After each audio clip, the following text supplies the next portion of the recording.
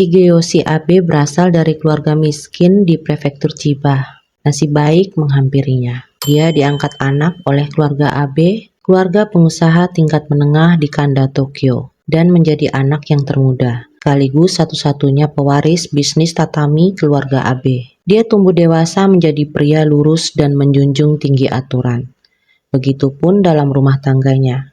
Istri dan ke-8 anak-anaknya mengenalnya sebagai sosok suami dan ayah yang keras, patriarkal, dan menuntut kepatuhan mutlak.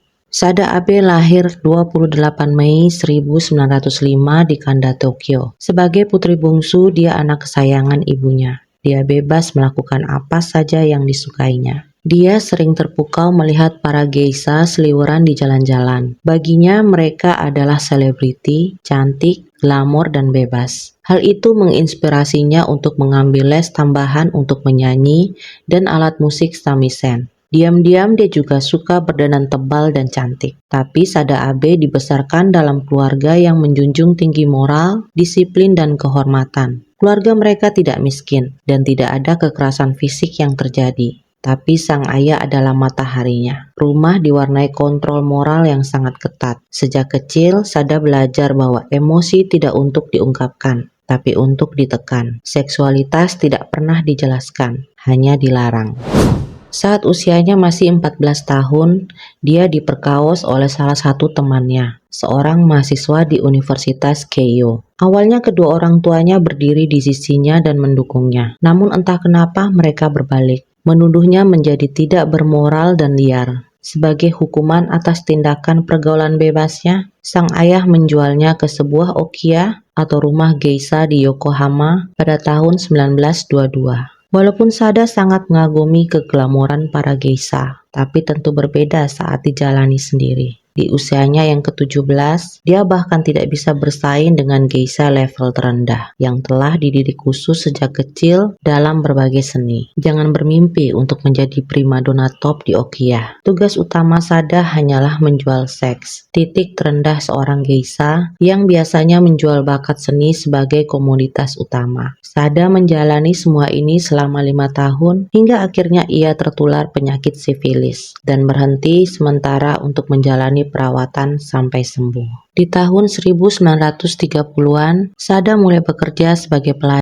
di distrik rumah bordil Tobita yang terkenal di Osaka. Tapi dia tidak betah dan nekat mencuri uang pelanggannya dan kabur. Tetapi segera terlacak dan ditangkap lagi oleh petugas Kososeido. Akhirnya 2 tahun kemudian, dia berhasil kabur lagi dan bekerja sebagai pelayan. Tapi karena gaji yang terlalu kecil, dia kembali ke profesi sebelumnya, menjual diri di Osaka secara ilegal. Tahun 1933, Sada kembali ke Tokyo. Ibunya telah meninggal. Hingga tahun 1934, dia berhenti menjual diri dan tetap tinggal bersama keluarganya, merawat ayahnya yang sudah tua, hingga sang ayah meninggal. Setelahnya, life must go on. Sada kembali ke bisnis prostitusi di Tokyo secara ilegal. Sempat terjadi suatu insiden penggerebekan. Sada yang tidak memiliki izin untuk berprostitusi ditolong oleh seorang pria teman pemilik rumah bordil yang memiliki koneksi baik bernama Kinosuke Kasahara.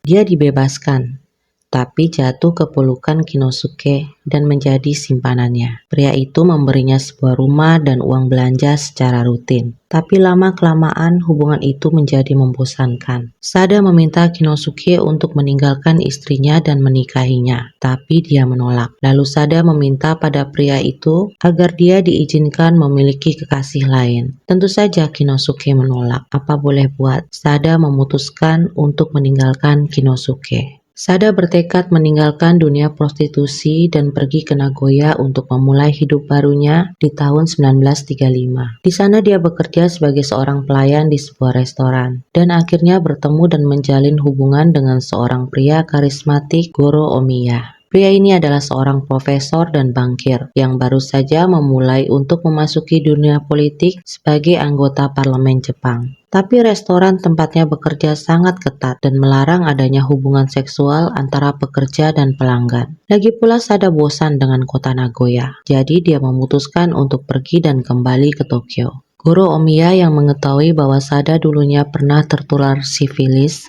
membiayai Sada untuk tinggal di sebuah resort air panas di Kusatsu untuk memulihkan diri. Dia juga menyarankan dan mendukung Sada untuk bisa mandiri secara finansial dengan membuka sebuah restoran kecil. Tapi sebelumnya, Goro menyarankan Sada untuk belajar tentang pengelolaan restoran dengan bekerja sebagai magang di restoran lainnya. Kedepannya, Goro mungkin menyesali saran ini.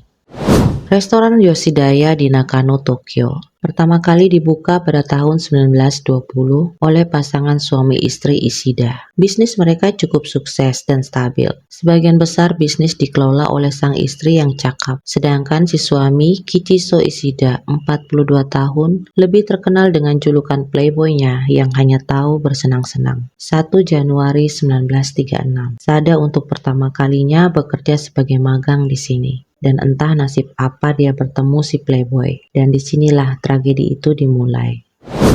Guru Omiya tidak pernah bisa memuaskan Sada secara seksual, tetapi pendekatan romantis dan mungkin karena pengalamannya, Ishida lebih mampu. Hubungan seksual mereka membara, walau dilakukan sembunyi-sembunyi di belakang istri Ishida. Berpindah-pindah tempat dari restoran, kedai teh dan penginapan di Shibuya, Ogu, hingga ke Futako Tamagawa yang cukup jauh. Mereka bahkan pernah absen kerja selama 2 minggu karena enggan melepaskan satu sama lain. Walaupun petualangan cinta mereka berapi-api, tetapi tidak pernah sedikit pun Ishida berpikir untuk meninggalkan istrinya. Terlebih lagi istrinya lah yang memegang bisnis dan keuangan mereka. Dalam pikirannya, dia pasti akan selalu kembali pada sang istri, tapi tidak untuk Sada. Dalam salah satu pengakuannya dalam investigasi, dia berkata, sulit untuk mengatakan dengan tepat apa yang begitu baik tentang Ishida. Tetapi tidak mungkin untuk mengatakan sesuatu yang buruk tentang penampilannya, sikapnya, keahliannya sebagai kekasih, dan cara dia mengungkapkan perasaannya. Saya belum pernah bertemu pria seseksi itu.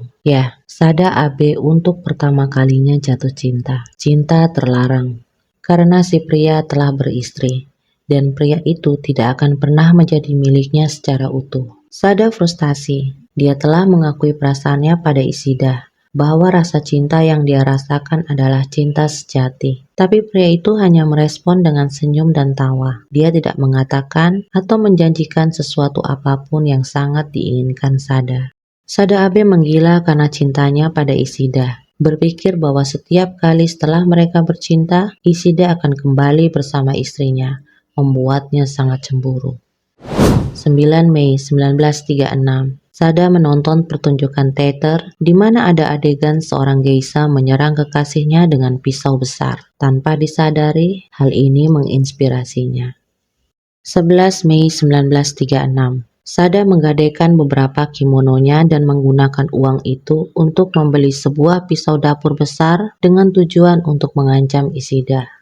Untuk beberapa hari kemudian, percintaan mereka berubah. Praktek seksual yang biasanya berubah menjadi arena dominasi. Sada sempat beberapa kali mengeluarkan pisaunya dan mengancam Ishida sambil berakting seperti tokoh karakter dari pertunjukan teater yang ditontonnya. Ishida terkejut pada awalnya, tapi terlihat senang pada akhirnya. Terkadang percintaan mereka diwarnai dengan adegan pengikatan dan pencekik.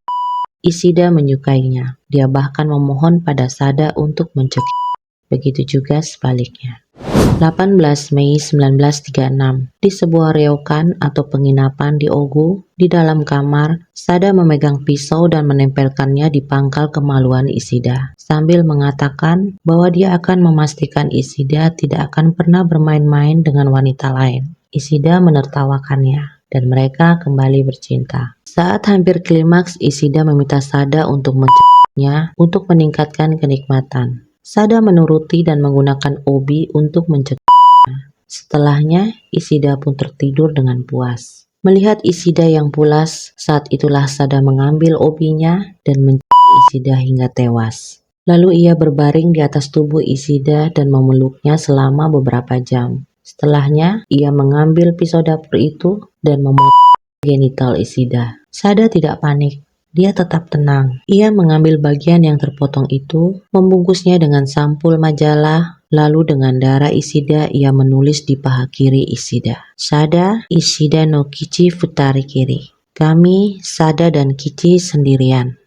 Lalu menulis kata Sada di lengan kiri Ishida. Dalam investigasi dia mengakui, setelah membunuh Ishida saya merasa sangat lega, seolah-olah beban berat telah terangkat dari pundak saya, dan saya merasakan kejernihan pikiran. Setelah rangkaian tindakan, ia pun mulai berbenah, mengenakan pakaian dalam Ishida, mengenakan kimononya, dan menyimpan bagian Ishida yang telah terbungkus sampul majalah di dalam kimononya, lalu pergi meninggalkan ryokan. Ia bahkan berpesan kepada pelayan untuk tidak membangunkan Ishida. Keesokan harinya, 19 Mei 1936, Jepang gempar. Semua media cetak menuliskan kasus pembunuhan di sebuah ryokan. Nama korban dan terduga pelaku terpampang jelas di semua media cetak. Polisi dikerahkan ke sana kemari untuk mencari buronan. Masyarakat ikut heboh. Banyak laporan masuk ke kepolisian yang melaporkan telah melihat Sada Abe di sini dan di sana. Bahkan satu penampakan palsu hampir menyebabkan penyerbuan di Ginza dan mengakibatkan kemacetan lalu lintas yang besar.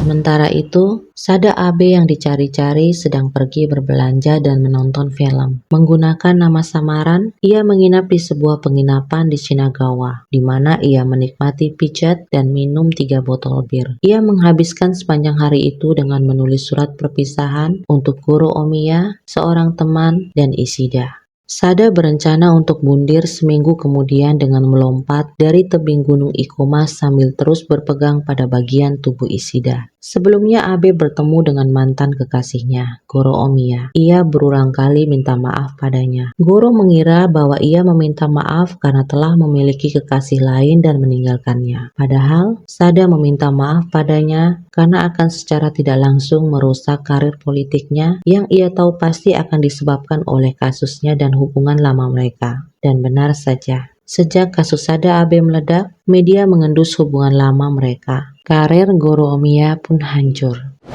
20 Mei 1936, pukul 4 sore. Seorang polisi yang curiga dengan nama samaran Abe yang digunakan untuk menginap, datang dan mengetuk kamarnya. Sada membuka pintu sambil tersenyum dan berkata, "Jangan terlalu formal, Pak. Kalian mencari Sada Abe kan? Ini aku, Sada Abe." Melihat polisi tampak tidak percaya pada pengakuannya, dengan santai ia menunjukkan bagian Ishida pada polisi tersebut. Sada Abe ditangkap saat itu juga. Dalam sesi interogasi terungkap bahwa Sada sangat sadar ia tidak akan dipilih. Ia takut ditinggalkan dan dilupakan oleh Ishida. Saat ditanya oleh polisi mengapa ia membawa genital Ishida, Sada menjawab, "Karena aku tidak bisa membawa kepala atau tubuhnya bersamaku. Aku ingin mengambil bagian dirinya yang membawa kembali kenangan paling jelas untukku." Saat ditanya mengapa ia membunuh Ishida, ia langsung jadi bersemangat dan dengan mata berbinar ia menjawab, "Aku sangat mencintainya. Aku ingin dia hanya untukku. Tapi karena kami bukan suami istri, selama dia hidup dia bisa dipeluk oleh wanita lain. Aku tahu bahwa jika aku membunuhnya, tidak akan ada wanita lain yang bisa menyentuhnya lagi. Jadi aku membunuhnya." Bagi Sada, kehilangan Ishida berarti kehilangan dirinya sendiri.